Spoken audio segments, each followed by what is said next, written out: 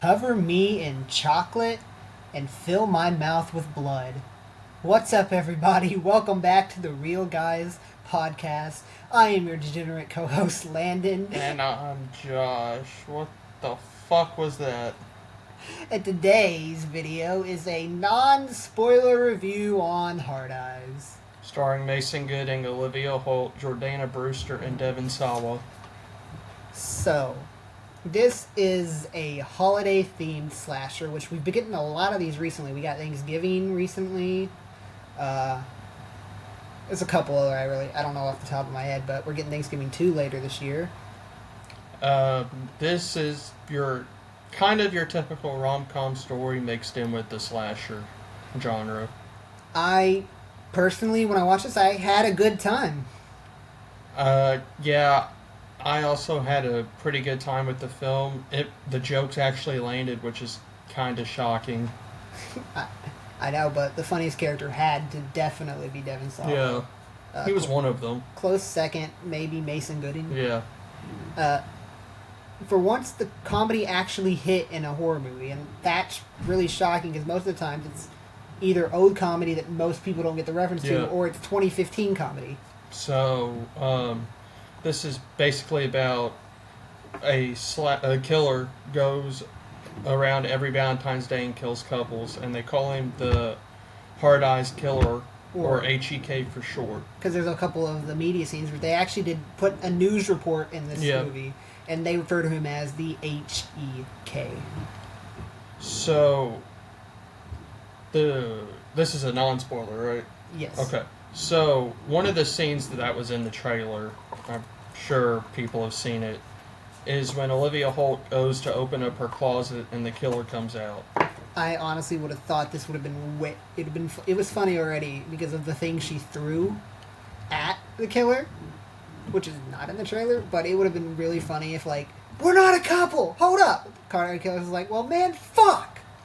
But the Hard Eyes Killer thinks they're a couple, even though they say like 1,000 times in this movie that they're not. They're not. And the killer just doesn't care at that point. Yeah. He's picked them. It's pretty much, we're going to kill you. The kills in this movie are great. There's a lot of gore. You've seen a couple of the kills in the trailer. Let me tell you. You think that's bad? Crazy, gnarly kills? See the entire movie. Yeah. There's a couple of gnarly kills that weren't in the trailer. If you don't like blood, and a little bitty spoiler, if you don't like vomit, don't see this movie. Yeah. Go see Flight Risk. Yeah. Or any other movie that's out now, I guess. I don't know about Companion. I haven't seen that yet. I can't report on that. I haven't seen it yet, but maybe we'll get there. But overall, there's a lot of good and a little bit of bad in this movie. And the bad that I thought of was the killer reveal. It's a little underwhelming because they build it up, and when the mask came off, it's like, there's no way this person could have done all that. It's little of that, but it's more of, I was like, the fuck is this? And the person that's revealed is barely in the movie. It's like in a blink and you'll miss it scene. It's like, did we meet him? And then I remembered we did meet him. I think even one of the jokes the character goes is, the fuck are you? Yeah. But overall, I enjoyed the movie. I gave it a 6.5 out of 10. I gave it a 7 out of 10. So, do you have anything else you want to add? We got a few points that we need. So, let's talk about more of the good in this movie. So this review's not 4 minutes. Yeah. The overall story is pretty interesting. It's an interesting concept. Yeah, the killer going after couples only. That's a new, kind of new premise for me. And I know, like, in most of the slashers, if you have sex, you're gonna die. But he's not just. Most of these slashers aren't just killing couples. Yeah. This killer has a fixation. A kink. Yeah, but that's kind of a spoiler. A fixation on couples. There's one funny scene that takes place later in the movie, and HEK is like walking into a certain place. I'm not gonna spoil that, but some guy goes, "Hey, what's up, man?" Hey, just Yeah, stabs the comedy hits in this movie. It's the rom-com elements are there, and like especially in the final act, and then you get a little bit of the slasher horror elements in there as well. I gotta say, this one weapon that the Hard Eyes Killer uses in the movie, That's in the that trailer. bow and arrow, Oh, that arrow, Yeah, that's sick. I was thinking of the RV one that was in the trailer. Ah, yeah, that's a pretty That, cool weapon. oof.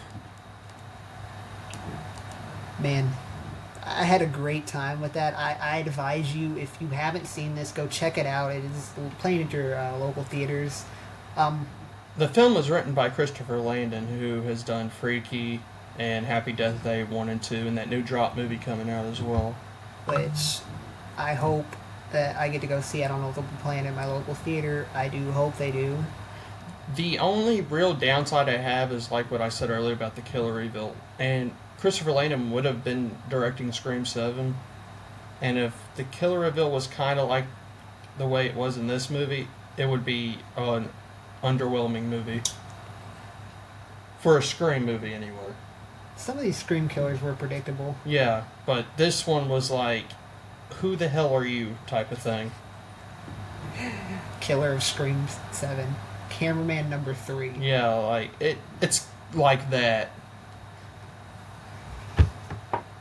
If they hadn't have shown him in that earlier scene, I would have just thought that this person wandered on Just the a set. random guy. Wandered on the set in the costume Yeah. and got hired. Jordana Brewster was also a great character in this movie. She brought some of the comedy elements with it too.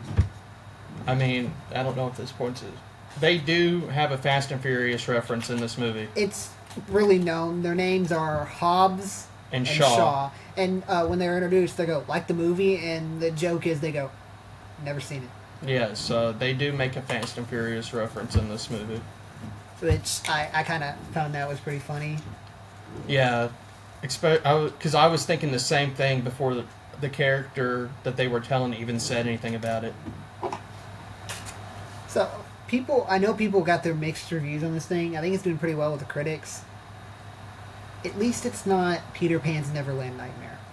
Never seen it, probably will never watch it. But Hard Eyes, like I said, I gave it a 6.5 out of 10. I gave it a 7 out of 10, so I would definitely check this out in the theaters. It's pretty fun. Got a great soundtrack. Yes, there is a post-credit scene, but you really don't have to stay for it if you don't want to. It doesn't set up anything. Could this become a franchise? This is my next question. Do you see this becoming a franchise? No, I think this is a one-off. I wish it did, though. That'd be funny. Like, I think it's a I don't- one-off. Now, they might do, like, other holiday killer-type movies in the future, but I think Hard Eyes is just a one-off. which holiday do you think they claim next? Easter? Beats me, but I would enjoy if they did bring Olivia Holt and Mason Getting back for a movie again in the future. Great chemistry. I do gotta say, give me my Labor Day horror movie. Yeah, I mean, there's not really any. Hey, this is better than a lot of the couple of horror movies we've gotten this year, like The Wolfman, and it is definitely better than Peter Pan's Neverland Nightmare, and it also trumps the Insidious live show, in my opinion. You and that damn live show. But this film is also made by Spyglass, who... Yeah, that's why I got off of the internet Yeah. for like when the week that this movie coming out, because I mean people overseas all have already gotten this movie. Yeah, all the Scream 7 boycotters were trying to spoil the movie for people. I'm not going to get into this. I don't want to divide people. I'm just going to say, please don't spoil movies. Yeah, it's not worth. Don't spoil movies. But Spyglass also made Thanksgiving, right? Yeah, they're making Thanksgiving too. So the level of gore in Thanksgiving is kind of the same with Hard Eyes. I'd say Thanksgiving's a little bit more Yeah. warrior because you've got Eli Roth helming that, but overall, pretty solid movie. definitely worth a while. I'll probably buy the Blu-ray when it comes out. Yeah, I'll probably get it too. I'm looking forward to those special features. So, do you have anything else to say about it? I think I've covered everything that Okay. I would like to cover. I've got to get this video into the editing room, but I do have to say, one more time, podcast is dropping February 21st. So, I'm Josh. I am Landon, and for my weird advice today, don't cover yourself in gummy bears and scare the mailman. You will get a restraining order filed against you. Okay, and I guess this does it for our Hard Eyes non-spoiler review. Anyways, I am going to go cover myself in nachos and streak on the Super Bowl field tomorrow. See that live at 6:30 tomorrow. Anyways, see you in the next video.